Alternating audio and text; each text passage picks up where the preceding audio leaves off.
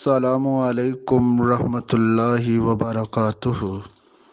جی، ایک صاحب کا کویشچن ہے کہ خواب میں لال پری دیکھنا، پھر اس کی قبر پر جانا، پھر قبر پر کھڑے ہو کر دعا کرنا، تو اس کی تعبیر کیا ہے؟ تو میں سب سے پہلے آپ کے سامنے حضرت محمد رسول اللہ صلی اللہ علیہ وسلم کی حدیث مبارکہ رکھتا ہوں۔ حضرت ابو ہریرہ رضی اللہ تعالیٰ عنہ فرماتے ہیں کہ آن حضرت صلی اللہ علیہ وآلہ وسلم نے فرمایا کہ خواب میں پری کا دیدار کرنا دولت اور بزرگی کی علامت ہے۔ اس کے ہاتھ میں ہاتھ دینا، اس سے باتیں کرنا خوشی کی دلیل ہے۔ مگر یہاں جو صاحب نے خواب دیکھا اس کی کیفیت کچھ مختلف ہے۔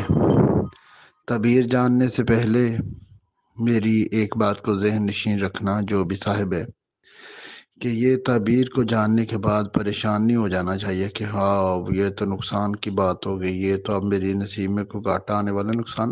دعائیں جو ہیں نا، یہ ہر چیز کا حل ہے۔ میں نے پہلے بھی کئی مرتبہ بتایا کہ اللہ تعالیٰ جو بھی اس طرح کی چیزیں دکھاتا ہے، یہ بندے کو آگاہ کرتا ہے کہ سنبھل جا ابھی وقت ہے اس نقصان سے پہلے۔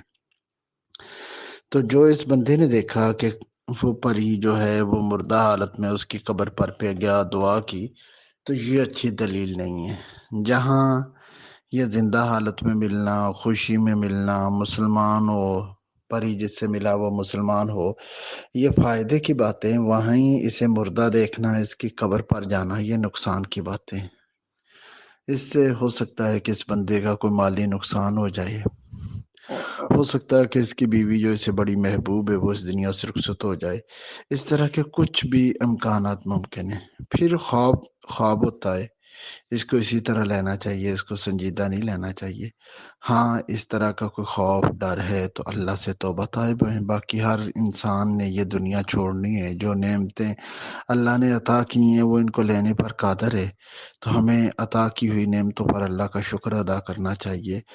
یہ خواب میں پری کی قبر پر جانا، مردہ حالت میں پری ہے، دفن ہے، اور اس کی قبر پر دعا کرنا، یہ کوئی اچھی علامت نہیں ہے۔